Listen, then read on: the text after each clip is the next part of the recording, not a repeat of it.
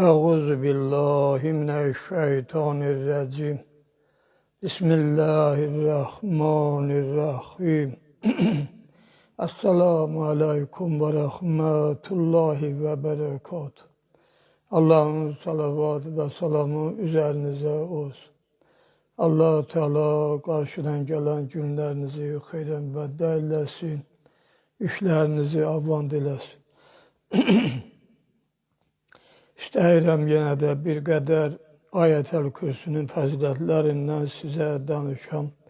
İnşallah Allahın izni ilə. Amma əvvəldə deyim ki, söhbətin ortaları, axırı daha yaxşı fəzilətlər, dəyərli fəzilətlər var.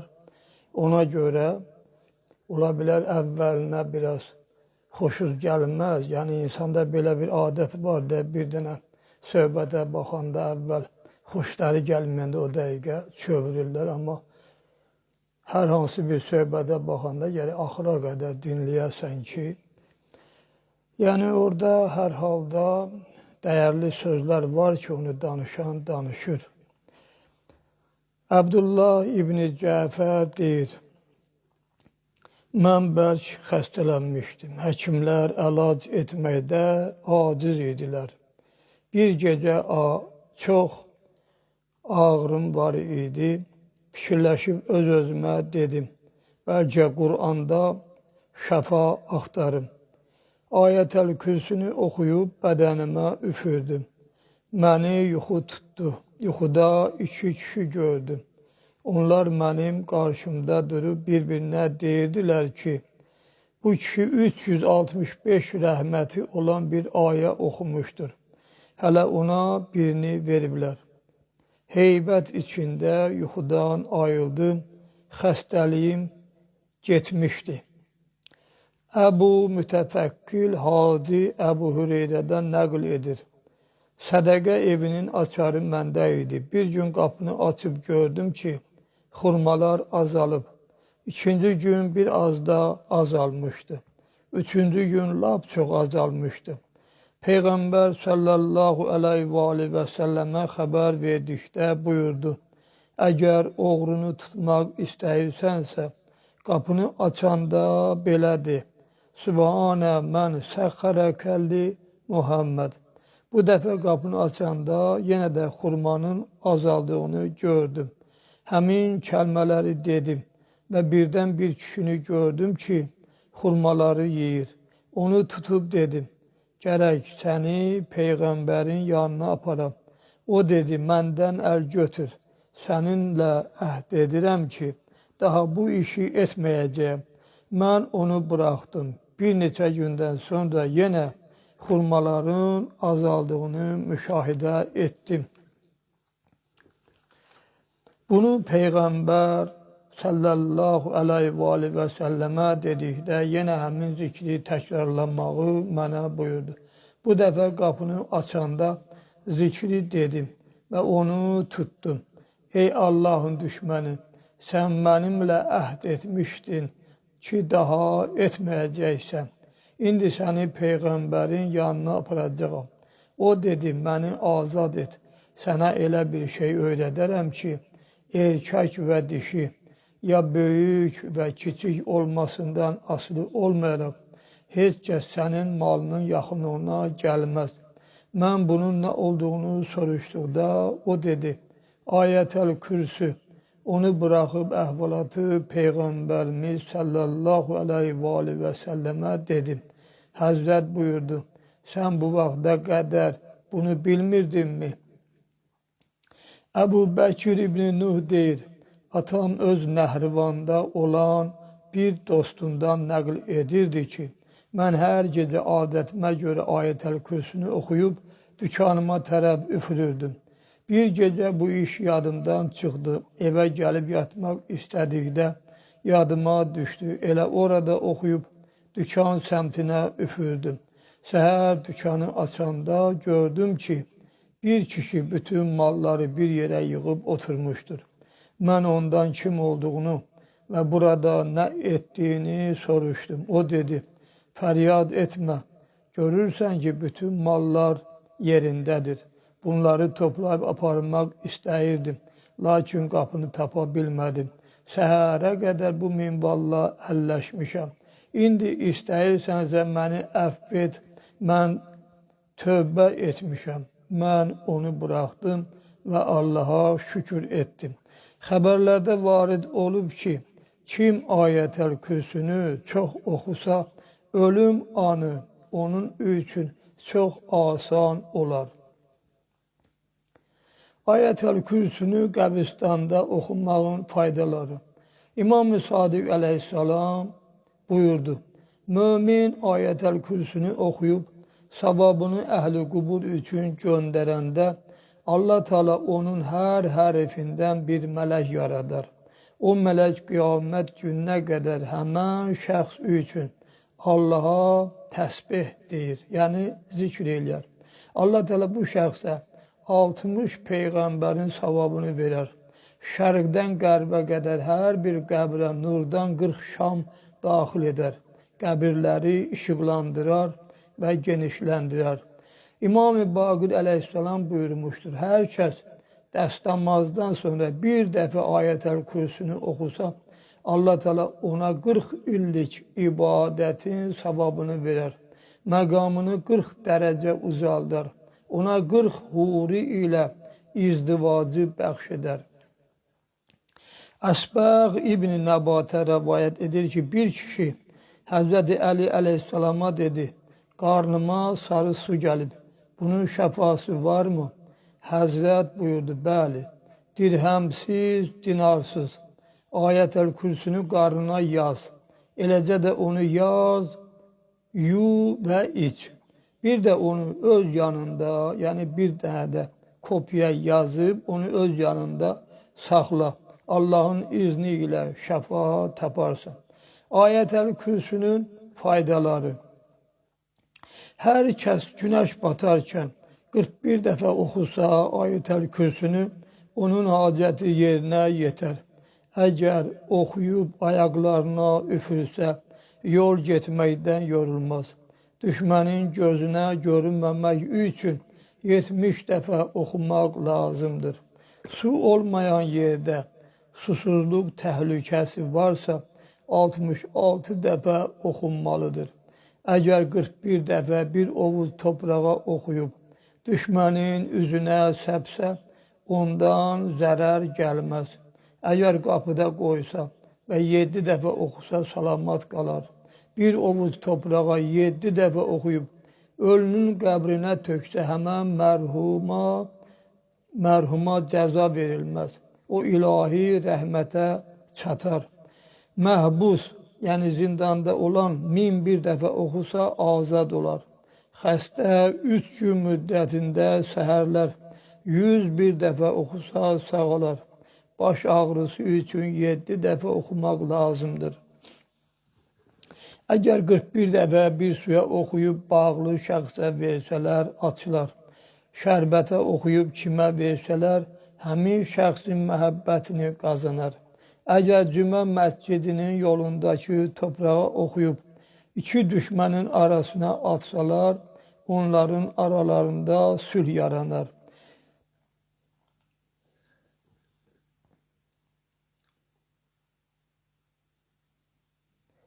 Əgər 3 gün müddətində hər gün 41 dəfə şirniyə oxuyub bir kəsə versə, ondan uzaq düşməz. Yəni onların aralarında məhəbbət olar, mehribançılıq olar.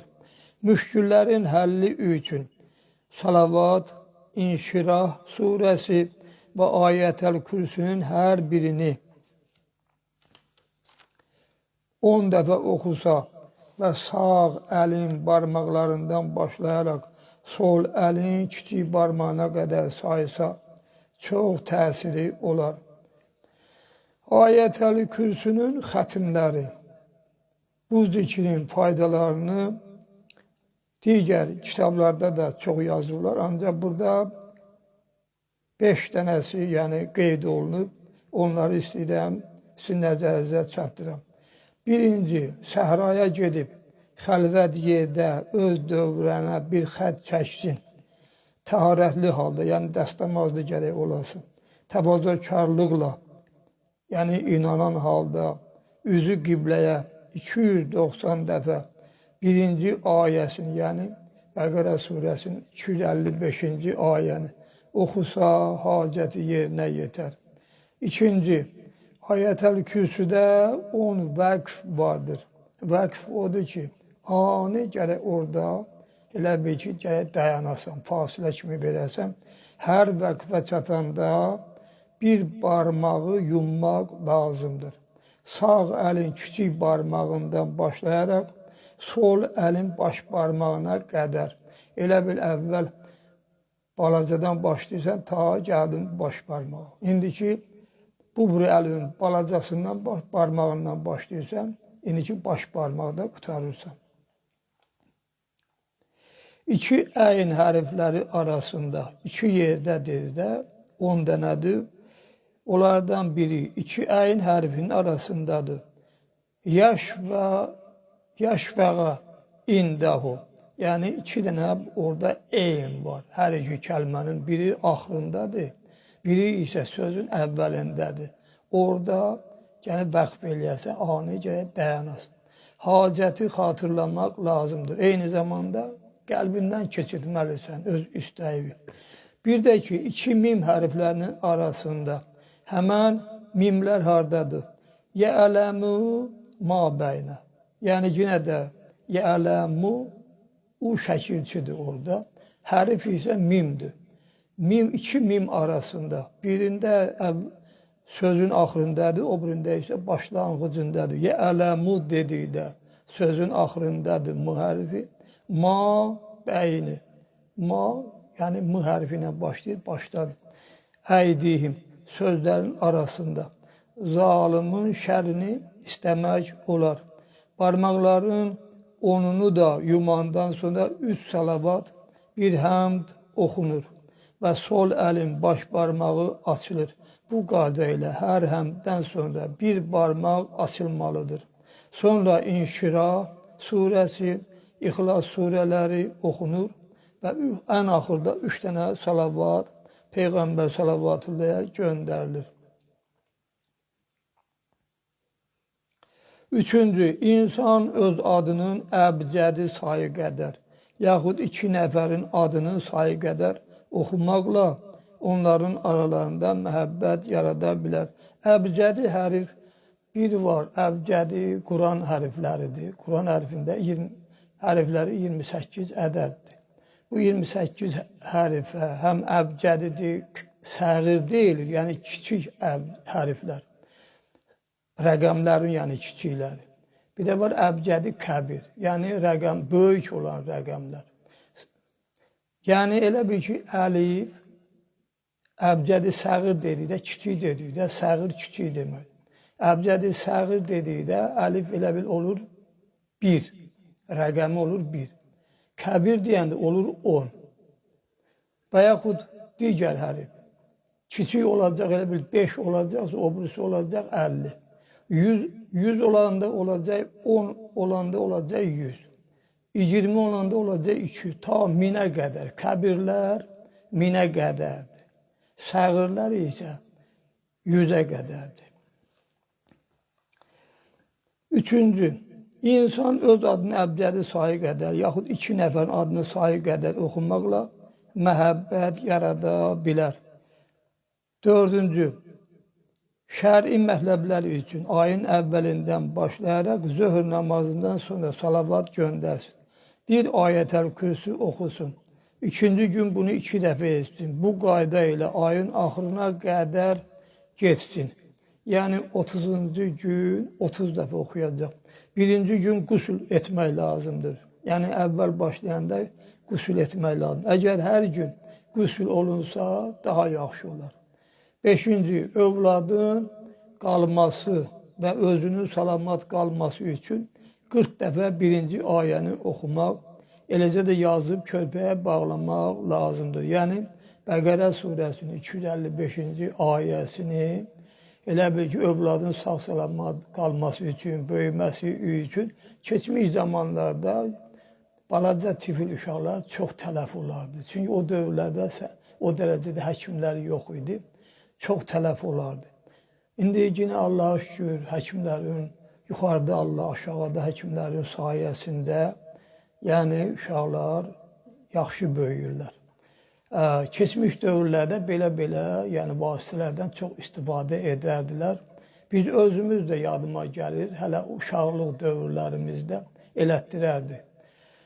Övladın qalınması və özünün salamat qalması üçün 40 dəfə birinci ayəni həm oxuyursan, həm də ki onu yazıb körpəyə bağlı. Oxuyub indi uşağa piliyirsən, ya elə belə oxuyursan da burada izah eləmir. Sadəcə yazır ki, 40 dəfə birinci ayəni oxuyursan. Eləcə də yazıb, amma körpəyə bağlamaq lazımdır. Burada bu söhbəti tamamlayıram. Vaxtımız da darusqallaşdı. Söhbət dəqiqələri çox olanda dinləyicilər də bir qədər əziyyət çəkirlər. Sizi Allah'a əmanət edib, sizdən ayrılıram. Allah hamımızdan razı olsun. Allah işlərinizi avand eləsin. İnşallah darıxmayın, gələn günlərdə 2-3 dənə də söhbətlərimi onları eləyəndən sonra sizə demişəm də Allah hamımıza ömür versin. İmam Hüseyin Əleyhisselamın söhbətlərini yenə də eləyərik. Allah Teala bu müharibənin də odun həm İran cəmaatının, həm bizim bütün şiələrin üstündən götürsün inşallah. Hansı yollansa, sülh yolu ilə, barışıq yolu ilə, hansı yollansa götürsün inşallah. 14 Məsum'a xatir, Kərbala şəhidlərinə xatir. Bizim əlimizdən də dua eləmək gəlir. Bundan başqa daha bir şey əlimizdən gəlmir. Allah özü cəmiyyətimizə, insanlara rəhm eləsin inşallah. Vəssalamu aleykum və rəhmətullahi və bərəkatuhu.